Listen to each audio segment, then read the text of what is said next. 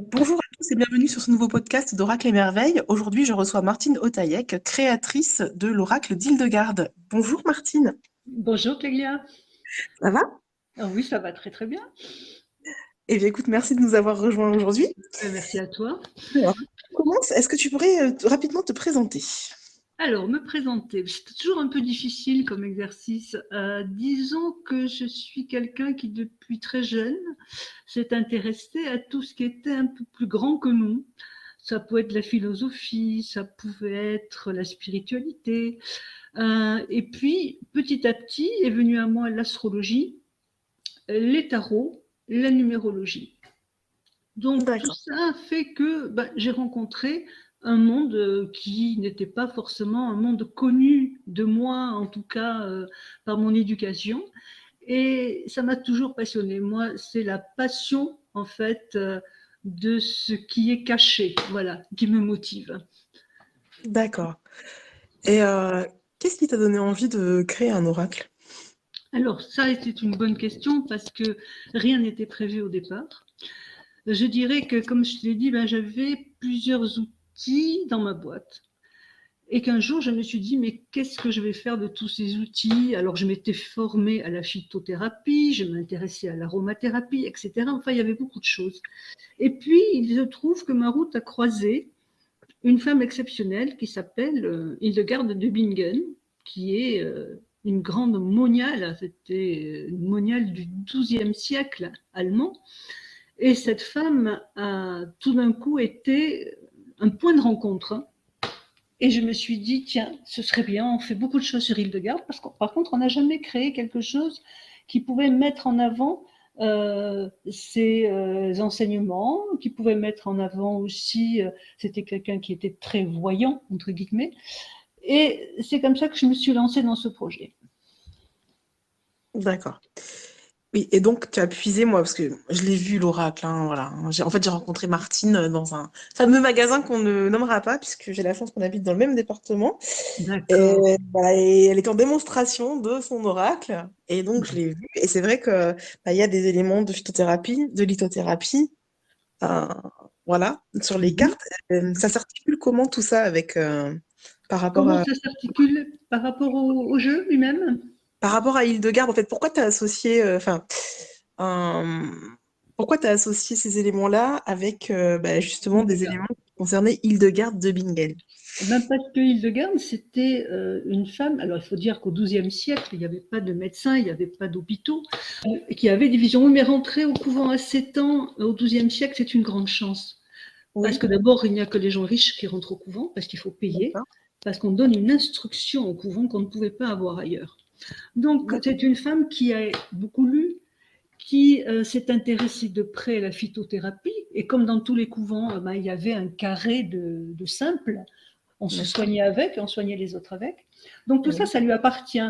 Et son originalité, je dirais, exceptionnelle, c'est qu'elle s'est intéressée aux minéraux et aux gemmes, comme elle dit, Oui, GE2MES. Hélène, Et ouais. donc, elle a eu des révélations sur les pierres. Alors, il y avait quelques connaissances, mais il y en avait déjà très peu. Hein. On n'avait pas beaucoup avancé sur ce point-là, mais elle a eu des visions sur les plantes, sur les gemmes, et on a découvert au XXe siècle que ces visions étaient justes, c'est-à-dire que certaines, D'accord. effectivement, pierres soignaient comme elle l'avait dit, alors qu'on n'en avait pas la preuve.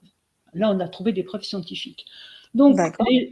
les pierres, les plantes, tout ça, c'est quelque chose qui est très relié à Hildegarde.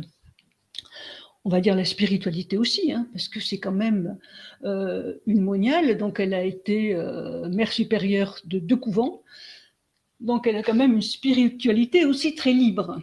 Je voudrais Mhm. juste faire une petite parenthèse sur la spiritualité au XIIe siècle. Ça va être peut-être le seul moment dans, j'allais dire, dans la chrétienté où la spiritualité peut être libre. Alors bien sûr, on croit à certaines choses établies par l'Évangile, mais on peut aussi se permettre, par exemple, de soigner avec les mains, de Oui, ce qu'elle a fait, de désenvoûter, mais là, c'est des choses qu'on fait, je n'allais pas dire régulièrement, mais enfin voilà.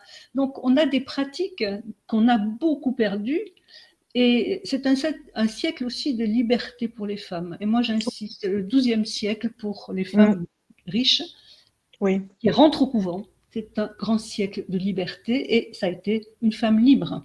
Et ça aussi, c'est intéressant pour nous de voir qu'au XIIe siècle, on avait une femme extrêmement libre Et qui pouvait penser par elle-même. et qui pouvait penser par elle-même, s'opposer à des évêques, s'opposer voilà, à certaines institutions, Mm. et à qui on a laissé, je dirais, le champ relativement libre, Mm.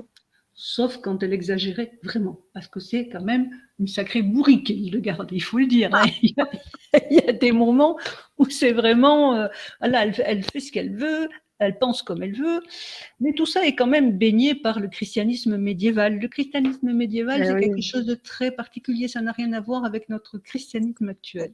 Ah oui, Voilà. même la sexualité à l'ère médiévale, c'était autrement plus libre, même limite plus libre que maintenant, hein, j'ai envie de dire. Alors, C'était... c'était plus libre et surtout, c'était plus libre, pas peut-être, quand c'était plus libre à la campagne, parce que bon, c'était comme ça, mais les institutions religieuses, quand même, avaient un œil Ouais. sur la Ah bah, sexualité. bien sûr.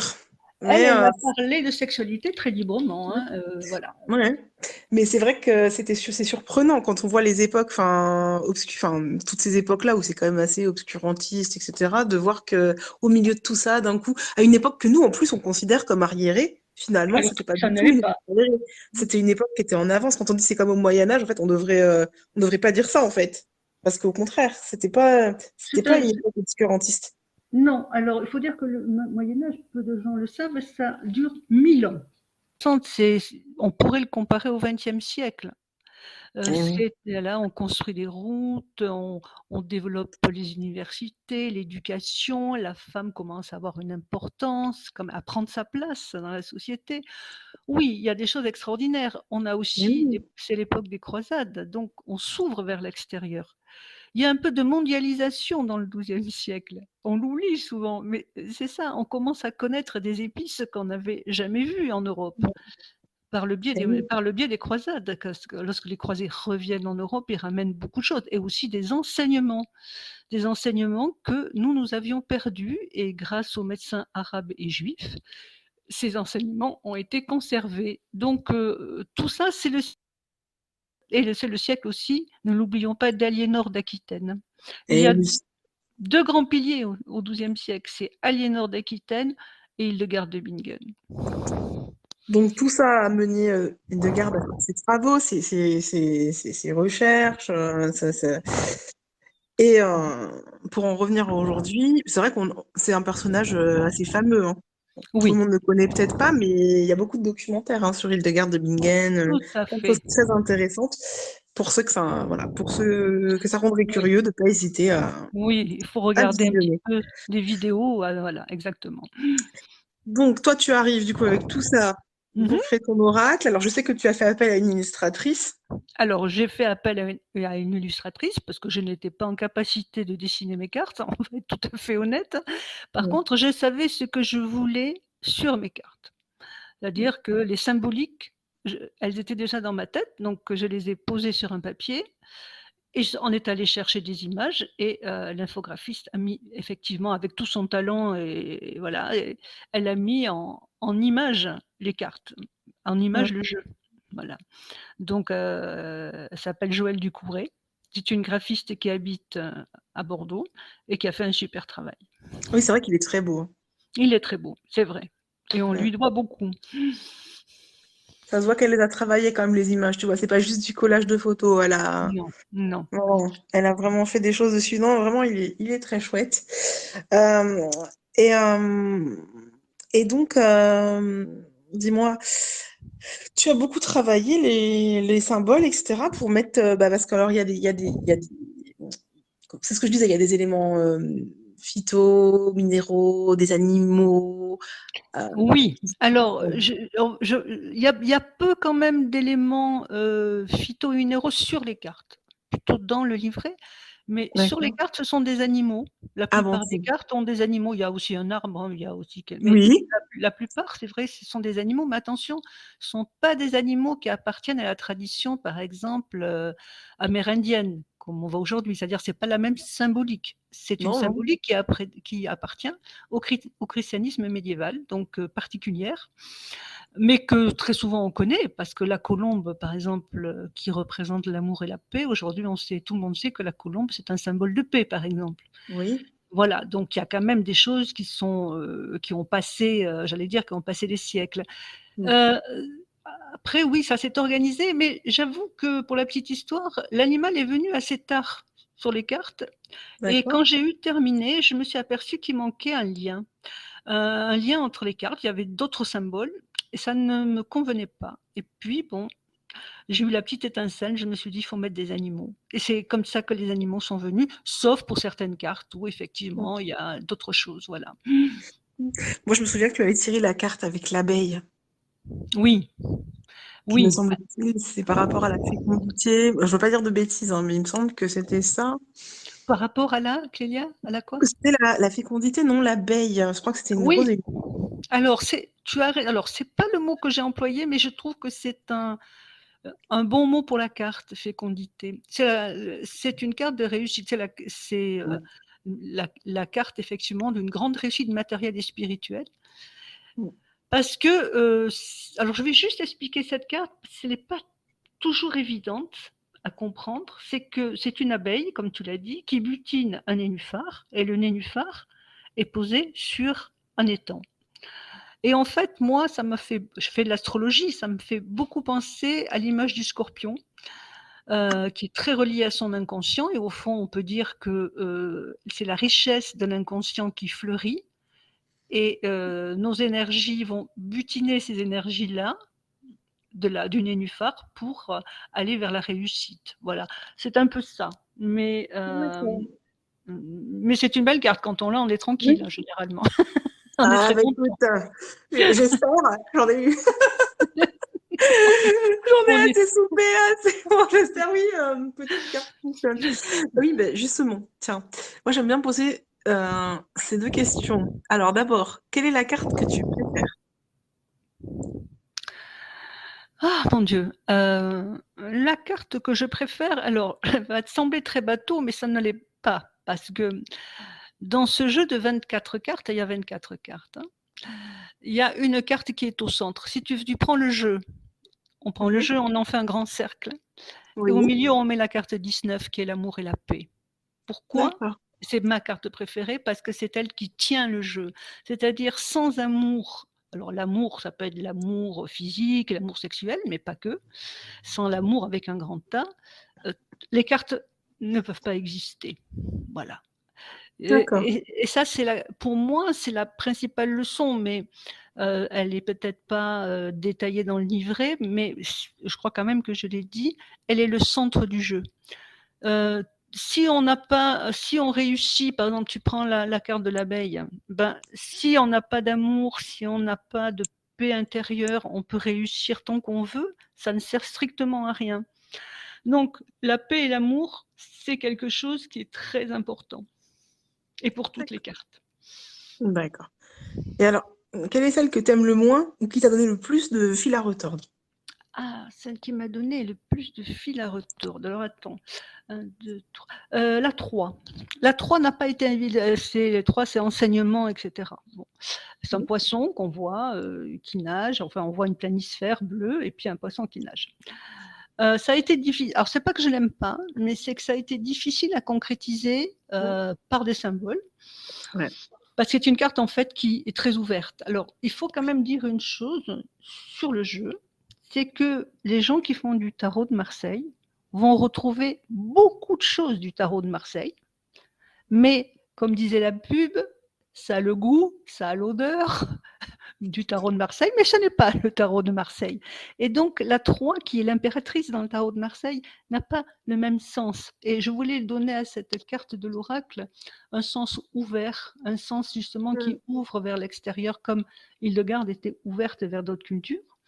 Je voulais lui donner ce sens-là. Donc c'est celle qui m'a donné le plus de mal voilà, à synthétiser, on va dire. D'accord. Oui, bah, c'est pas forcément évident, hein, de, de réduire un concept. Enfin, C'est En ça. image, c'est pas forcément simple. Mais je me trompe ou il y a aucune représentation d'Hildegarde dans ton oracle? Ah non, elle est partout. Non, mais Elle je est veux dire non, ah, tu portrait. veux dire ah non, il y en a aucun, non. Voilà. Non, Tu l'as utilisé pour aucune carte. non, parce que pour moi, c'est pas la représentation physique d'Hildegarde qui est importante. Voilà, dans le livret, chaque carte ouvre un épisode de la vie d'Hildegarde. D'accord. Le 1er paragraphe, c'est un paragraphe. Par exemple, la carte 1 qui est naissance renouveau, ben, Mhm. c'est la naissance d'Hildegarde, d'où elle vient, sa famille, etc. Donc chaque carte ouvre à sa biographie, mais c'est son esprit qui est intéressant. C'est pas sa représentation. De toute façon, on n'a pas sa représentation. On ne sait pas à quoi elle ressemble. Donc, bon, voilà. Je signale qu'on n'avait pas de téléphone qui faisait des photos à cette époque-là. Donc, si tu veux, on ne sait pas. Donc, on laisse un peu son imagination travailler et c'est, comme je dis, l'esprit qui est important. Ouais. Et est-ce que tu as le projet d'en créer un autre? Parce qu'il a déjà quelques années, cet oracle. Oh, il y a quelques années, ça fait 4 ans qu'il est sorti. Oh Seulement? zut! Ah Juste oui! 4 ans? Alors, si on me dit que ça fait juste 4 ans, ça veut dire qu'il s'est déjà installé dans le paysage et ça me fait très plaisir. Parce que je pense que Je c'est pensais, un oracle qui est appelé à s'installer dans la durée. je pensais que c'était Ah non, plus que non, ça. non, non, il est sorti en novembre 2018, exactement. Donc, il n'y avait pas très longtemps. D'accord. Alors, Ben non. il a Enfin, rencontré, c'est vrai, beaucoup de lecteurs. C'est un oracle, on va dire, sans fausse modestie, hein, qui marche très bien. oui. Qui m'appartient plus, j'allais dire. Les gens y trouvent des choses que je n'ai pas mises et je trouve ça merveilleux d'ailleurs qu'on puisse en parler, comme toi tu as dit tout à l'heure, un mot qui n'était pas sur la carte mais qui est très intéressant. Et je trouve que un oracle, ça se co-crée avec les gens qui vont l'acheter, qui vont l'utiliser. Voilà. Mais de toute façon, enfin, je veux dire, au niveau des cartes, en fait, tu as les bases, mais après, on s'approprie tous les jeux et on donne tous des significations Bien aux cartes. sûr. Moi, Bien par sûr. exemple, le pendu, tu vois, quand on parle de grossesse, pour moi, le pendu, comme il est relié par la corde, ça me fait penser au cordon ombilical. Donc, alors qu'à Oui. la base, il n'y a pas de notion de grossesse dedans, moi, Mais, mais oui, pour moi, ça mais représente une grossesse, une gestation. Hein. totalement. Mais après, c'est la force aussi du tarot de Marseille. Hein, c'est que c'est Ah oui, oui, tellement. Si tu veux, ça ouvre aussi je beaucoup à sais. la connexion. Et donc, on J'arrête peut pas de voir des le choses. dire que on fait tout Ben avec un oui. numéro de On Marseille. fait Il y a tout. Et il tout. faut plus d'une vie pour en faire le Ah tour. oui, Voilà. Donc, c'est incroyable. Donc, je veux dire, à la fin, chacun s'approprie, voilà, il y a les oui, bases, et puis après, voilà, on a tous notre intuition, voilà, notre connexion aux cartes, et on crée tous des choses dessus, ça, c'est normal. Mais bien oui, oui, sûr. c'est vrai que c'est un oracle, regarde, au bout de, bah, ça va faire 5 ans cette année, en fait, puisqu'on est déjà en 2023 et qu'il est de 2018, et c'est un oracle que tu trouves toujours dans toutes les boutiques, tu l'as, voilà, partout. Bien sûr. Cultura, des boutiques indépendantes, Oui, bien voilà, sûr. il marche bien, hein. Ah, il marche très bien. Les retours sont bons. Voilà. Après, il y a des gens. Alors attention, je dis les retours sont bons. Il y a aussi des retours des gens qui disent ah ben moi il m'a pas parlé. Bah, c'est normal, Et alors. ça je le respecte hein, totalement. Hein. Ça Mais ça, c'est c'est parce que normal, hein. voilà, tout à fait normal. Il faut le savoir. Hein. Donc, Il y a des oracles qui ne parlent pas à tout le monde et tous les oracles exactement. ne parlent pas à tout le monde. Voilà. Donc, Exactement. mais bon, voilà, c'est un oracle un peu particulier. Moi, je dirais pas qu'il est difficile. Alors, il n'est pas difficile. Je crois il faut comment dirais-je, le considérer avec simplicité. Il ne faut pas trop se prendre la tête. Moi, je dirais qu'il ne faut pas d'abord lire le livret à fond avant de prendre l'oracle en main. Non. Il faut se laisser envahir par les images, par les sensations, voilà, par les mots qui sont écrits sur les cartes. Non. Ça, c'est plus Surtout important. oui, surtout que là, on a quand même l'avantage qu'il n'y ait pas beaucoup de cartes, parce que je trouve qu'il y a des oracles où il y a vraiment beaucoup de Oui. cartes. Oui, alors bon, après, Trop, trop. ça, quelquefois, oui, voilà, c'est selon chacun. Hein. Moi, j'aime les deux. Moi, ça ne me gêne pas qu'il y ait peu de cartes. Si c'est parlant, c'est peu de cartes, c'est pas grave. Voilà. Effectivement, c'est beaucoup de cartes et quelquefois, il y a des redites. Donc, on se dit, c'était peut-être pas la peine, mais après, quelquefois Oui. aussi, ça plaît. Voilà. Bon, tu sais, je crois que c'est tellement déjà difficile de faire un oracle. C'est pas, Ouais. voilà. Ah bah c'est sûr que c'est beaucoup, c'est énormément de travail. Ouais. Et après, voilà, au niveau des redites, tu as raison, mais même pas qu'entre les cartes, même entre les oracles aujourd'hui, il y a un tel effet de Oui, mode qu'en oui. fait, pardonnez-moi le langage, mais vous avez les rayons qui dégueulent en fait d'oracle, et en fait, mais c'est hyper redondant. C'est C'est ça. difficile de trouver. Honnêtement, il y en a certains que j'achète. Enfin, moi, déjà, j'essaye de contenir. Pas cette année, j'en ai eu. Pour l'instant, on va arriver au mois de mai, tu vois. Hein. Pour l'instant, j'en ai acheté. Enfin, acheté. J'en ai eu qu'un. C'est mon cadeau Oui, d'anniversaire.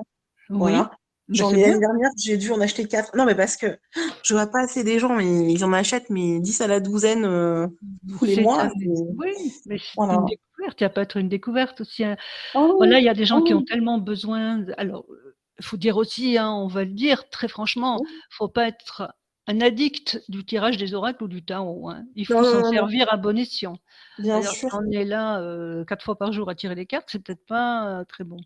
Mais après oui, il y a beaucoup de choses. Alors moi j'ajouterais aussi que sur beaucoup d'oracles qui sortent, il y a peu d'oracles divinatoires. Il y a Ah, il y en beaucoup a quasiment pas. d'oracles de développement personnel, Oui. mais peu de voilà. Moi, j'ai voulu faire un jeu qui fasse les 2, c'est-à-dire qui soit divinatoire. Moi, j'ai pas peur de dire que c'est un jeu divinatoire, qu'on peut lire l'avenir avec. Voilà, c'est pas un souci pour moi parce qu'il y a des gens qui ont peur de ça, hein. Moi, c'est pas un souci pour moi, mais que c'est aussi un jeu de développement personnel parce qu'il y a 2 jeux.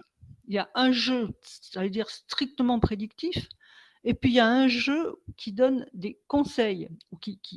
Voilà. Donc ce jeu-là est plutôt un jeu de réflexion sur soi. Donc il y a les deux. Moi j'aime bien qu'il y ait les deux. Voilà. Mais aujourd'hui très très peu, je suis obligée de me rabattre sur des classiques si tu veux, mais pas sur des nouveaux jeux parce qu'il en sort très peu, très très peu, qui soient purement prévisionnels, quoi. Effectivement, mais je suis d'accord avec toi. Bah, c'est d'ailleurs pour ça qu'il y en a tellement. Parce qu'en fait, les oracles de développement personnel avec des tests que gentillets où tout est positif, etc., c'est facile à faire, quoi. C'est beaucoup plus difficile de créer, d'imaginer un oracle qui soit prédictif, hein, en fait. C'est plus difficile, c'est sûr, parce qu'il faut quand même connaître aussi, il faut avoir peut-être une culture du tarot de Marseille déjà.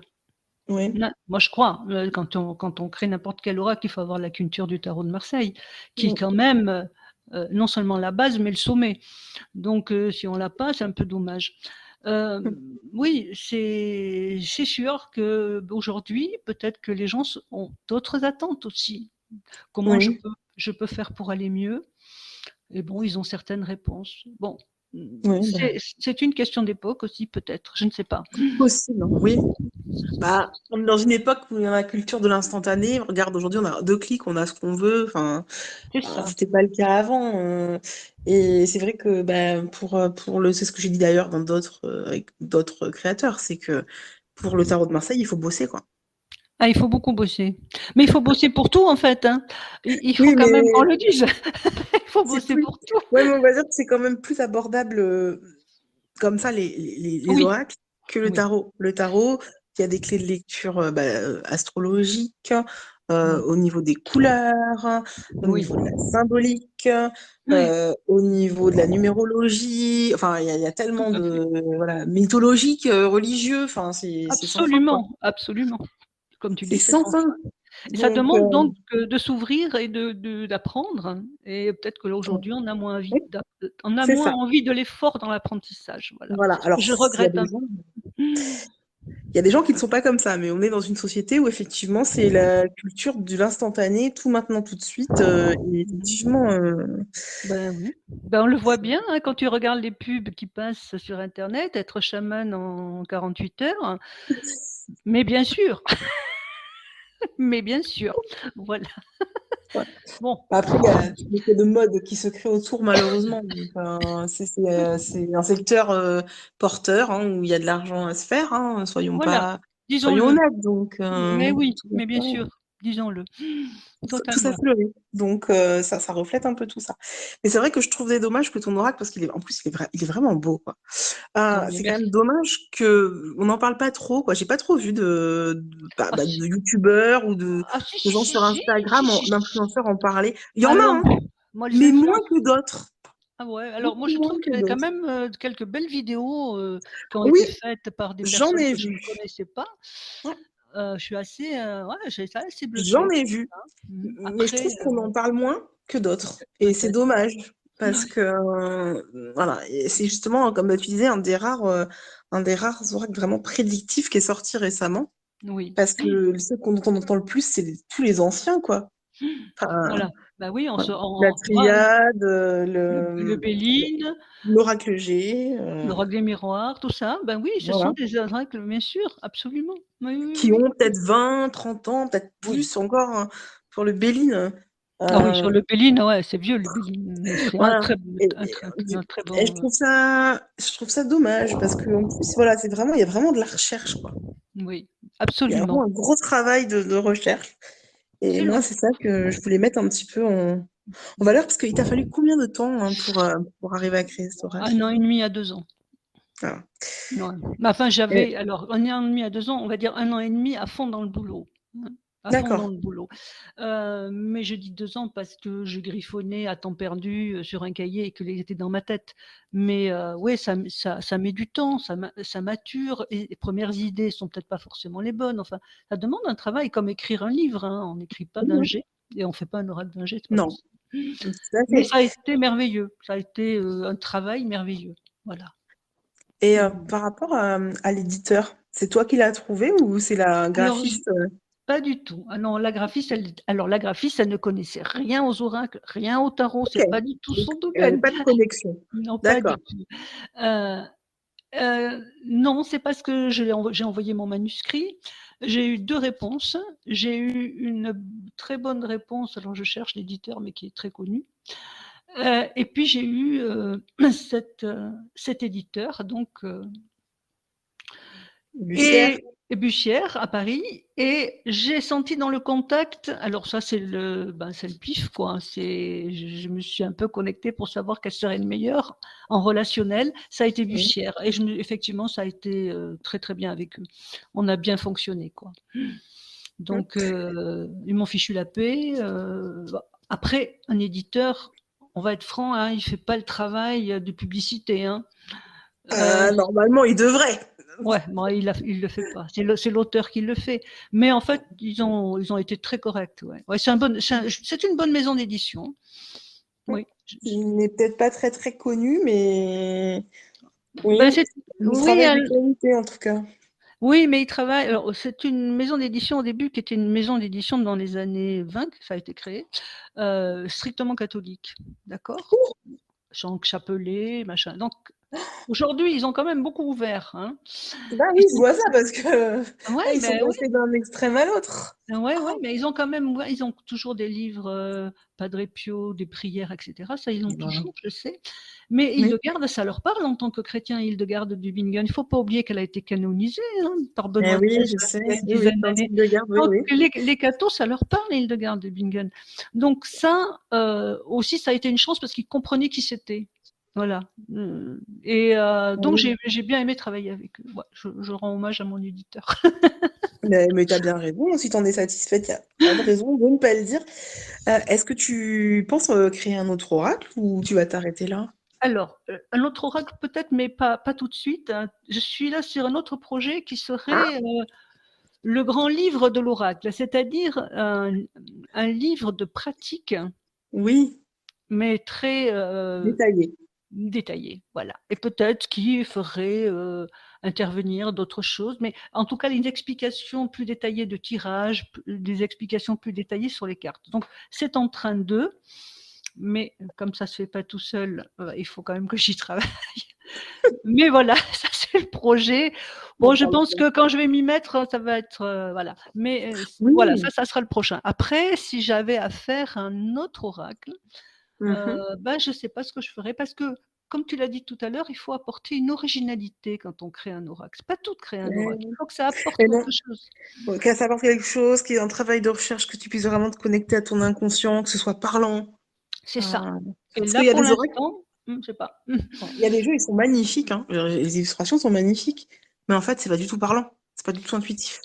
C'est pas du tout intuitif. Ben oui, mais Voilà. après, bon, Voilà. c'est vrai qu'il y a beaucoup d'oracles qui sortent. Enfin, c'est effrayant. Moi, je vais chez Voilà. Cultura de temps en temps. Oh Oh, bah.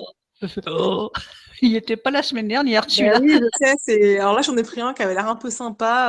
Alors là, c'est léger, hein, c'est l'Astro Crush. Enfin, je trouvais ça sympa, le concept. Et puis, le graphisme était très, très simple. Il y a juste des phrases. Alors, c'est surtout pour le côté sentimental. Mais je trouvais le truc assez sympa. Ouais. Voilà, un peu différent. Moi, j'essaye, en fait, mis à part ceux pour lesquels je tombe vraiment amoureuse des illustrations, parce que j'adore le dessin. Oui, d'accord. Honnêtement, moi, je suis plus tarot, donc j'ai plein de tarots. Et j'essaye vraiment de me limiter parce que, comme je disais, il y a vraiment, enfin, on risque vraiment la surconsommation, quoi. À partir du moment où Oui, on aime ça, c'est vrai qu'il faut vraiment faire gaffe.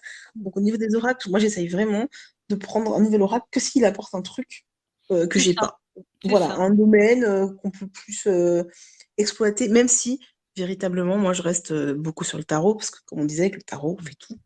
Même le tarot, rien qu'avec les arcanes majeures, on fait tout. Quand Ah on oui, oui, connaît oui. bien, on Je peut suis hyper affiner même sur les mineurs. Du coup, c'est un peu la absolument, feignant. Ouais, du coup, absolument. on utilise des mineurs, mais bon, il faut les apprendre quand même. Mais, Oui, il faut les apprendre, mais c'est vrai que très souvent en voyance, on se sert que des lames majeures. ouais, bah, elles sont Après, déjà tellement parlantes. bah, oui, On on n'a les pas associe entre elles. Enfin, je veux dire, elles voilà, se tentent les unes les autres. C'est vraiment un gros truc. Donc, c'est vrai qu'au final, moi, je suis très, très tarot, quoi. Je mais je suis très, comprends. très tarot. Moi C'est aussi. Ouais, Voilà, donc j'ai des oracles, hein, j'en ai, mais ça vient plus en complément ou bien tu vois, sûr, bien je fais pas sûr. de tirage avec les oracles. Ah oui, Je fais pas, mais je fais pas de prédictif avec les oracles. ah ouais, tu fais pas de prédictif avec le Bard. Pourtant, moi, je le Alors, fais avec alors, les Béline, par exemple. à l'exception de ceux qui sont prévus pour, hein, Ah on oui, va les ah oui, citer. d'accord. Oui, L'œil de lotus, voilà, oui, la triade, tout ça. Je veux dire, euh, moi, je sais pas, enfin, je sais pas, je vois pas comment, avec des oracles qui sortent là en ce moment, surtout de développement personnel, je vois pas comment tu peux vraiment faire du prédictif avec ça. C'est oui. pas, c'est pas Oui, oui, je assez suis détaillé. d'accord, mais c'est pas fait pour ça, je pense. En fait, c'est pas fait pour ça. Ouais, mais il y en a plein qui font ça, mais moi, je trouve Ah que bon, c'est pas du tout. adapté. Bah, enfin, il manque pas mal de. Non, comment je peux dire ça? Il manque pas mal de nuances, quoi, en fait. Oui, Toutes ces petites nuances que tu as dans le tarot. Enfin, le tarot, c'est vraiment un truc de fou. Un- mais bien sûr, c'est c'est... d'une richesse inouïe. Mais Et on n'avait pas alors, grand-chose, hein. Moi, quand j'étais plus jeune, parce que moi, j'ai 42 ans, et quand j'étais plus jeune, en fait, bah, il n'y avait pas grand-chose. Il y avait surtout des tarots. oui, Il y c'est avait les vrai. fameux oracles dont on a parlé, Mhm. mais il n'y avait pas tout ce, entre guillemets, tout ce dégueulis de... Non, mais oui, Excusez-moi, ben hein. écoute, voilà, C'est pas hein, péjoratif, mais en fait, j'ai l'impression d'être dans Harry ça fait Potter. vendre.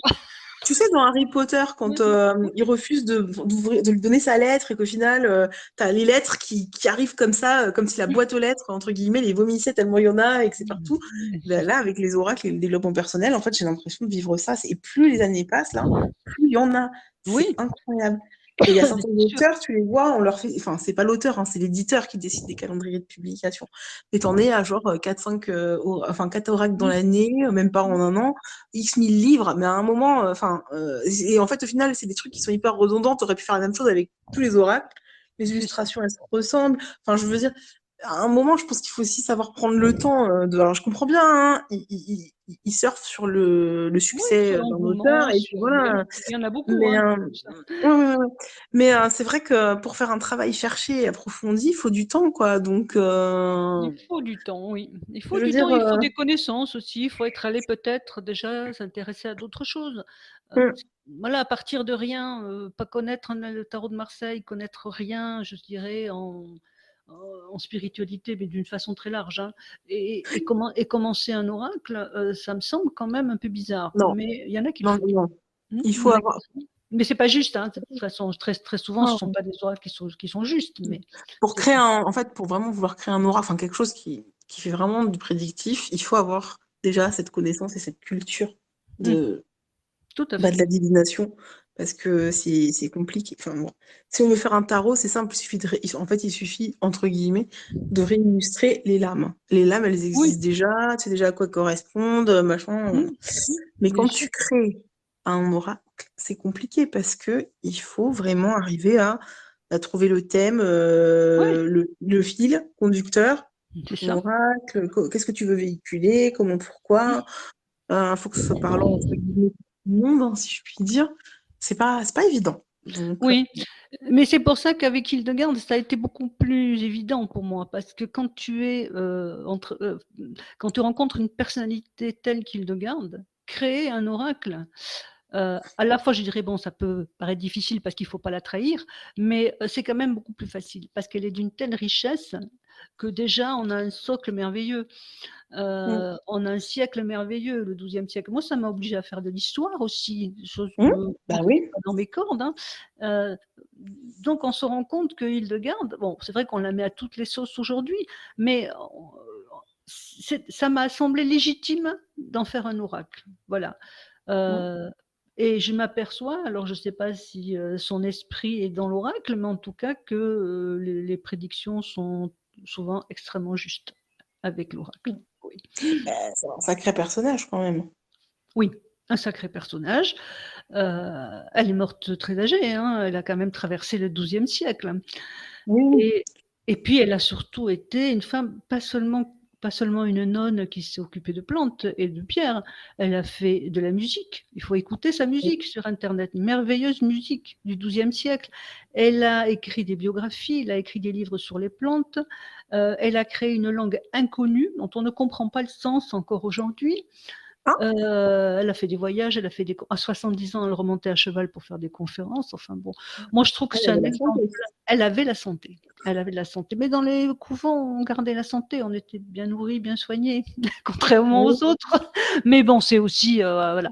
Et puis surtout une insolence quand c'est pas juste, c'est quelqu'un qui n'admet pas une parole qui ne soit pas juste. Et ça aussi, ça donne pour nous, ça nous donne un très bel exemple. Mm. Parce qu'on a tendance à entendre tellement de bêtises aujourd'hui que, comprendre qu'il faut avoir une parole juste avec ce que l'on est aussi, juste par rapport à nous, juste par rapport à nos valeurs. Eh oui. Être dans nos valeurs. Moi, c'est ça l'enseignement d'Hildegard, c'est être dans ses valeurs. Et d'ailleurs, il y a une carte qui le dit dans le deuxième jeu, hein, c'est les valeurs qui sont importantes, et quelles que soient les circonstances, être dans ses valeurs, quelles que soient les Le circonstances. deuxième jeu, tu veux dire la réédition? Non, pas le deuxième jeu. Il y a dans le coffret, il y a les cartes prédictives, et puis Ah oui, il y a le deuxième jeu avec des phrases. Et ah qui oui, sont c'est vrai, je me souviens, qui oui. sont le cœur, c'est l'enseignement, si tu veux, un peu ésotérique du premier jeu. D'accord. Et il y a un moment donné, je crois que c'est sur la justice, c'est être dans ses valeurs, quelles que soient les circonstances. Et elle a été dans ses valeurs tout le temps. Et donc c'est un exemple dans ce monde qui part un peu comme ça en live, Mhm. dire qu'il y a des exemples qu'on pourrait suivre. Oui. Enfin, vraiment, non, mais c'est un personnage sur lequel on pourrait dire plein de choses, hein. C'est Oui, vrai que on peut y passer la semaine, hein, ça c'est sûr. ah non, mais c'est incroyable. En fait, on croirait pas, mais c'est moi, je suis tombée comme ça sur un reportage sur elle il y a quelques temps. C'était peut-être il y a 2 ans. Et vraiment, mais c'est vraiment une personnalité. Enfin, je veux dire, c'est pas ouais, on n'en parle pas pour rien, quoi. Oui, c'est ça. C'est Mmh. c'est vraiment quelque chose. Enfin, Ben, vraiment. oui, c'est tellement, j'allais dire, c'est tellement quelqu'un que pourtant ça a été une très bonne chrétienne, on peut le dire. Enfin bon, elle a suivi mais qu'on a mis quand même 8 siècles à la canoniser, alors que d'autres sont canonisés en une semaine après leur mort. Elle a mis quand même 8 siècles. Pourquoi? Parce que c'était une tête de mule et qu'elle a tenu tête. Et que bon, finalement, on a fini au XXe siècle par la canoniser. Voilà, c'est un exemple, hein. Je veux dire, Oui. canonisation ou pas, ça change rien. Mais pour dire quand même que c'est ça, elle était très rebelle. C'est un Après, voilà. n'oublions pas, c'était une femme dans un milieu, enfin dans un monde qui était tenu par les hommes. Oui aussi, bien sûr, mais C'est- bien sûr, oui, tu as raison de le souligner, c'est un monde d'hommes, mais c'était quand même un monde, alors par rapport à la situation des religieuses femmes, elle était bien meilleure au XIIe siècle qu'elle ne va l'être au XIXe, par exemple. Eh Où là, oui. c'est l'enfermement.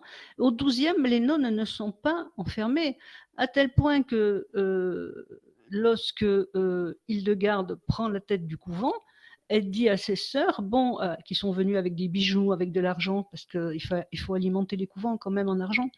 Donc, elles viennent avec leurs bijoux. À un moment donné, elle leur dit, bah, il fait beau aujourd'hui, tiens, on va aller sortir, vous allez toutes mettre vos pierres, parce qu'elle adorait les pierres, vos pierres précieuses, et on va les danser au soleil. Voilà, 12e siècle. Les nonnes dansent au soleil avec leurs bijoux. Je ne pense pas qu'au 19e, on aurait fait ça. Voilà. Dans des époques beaucoup plus puritaines et c'est ça, c'est ça. Bon, petit peu plus coincé, je ne pense pas, non.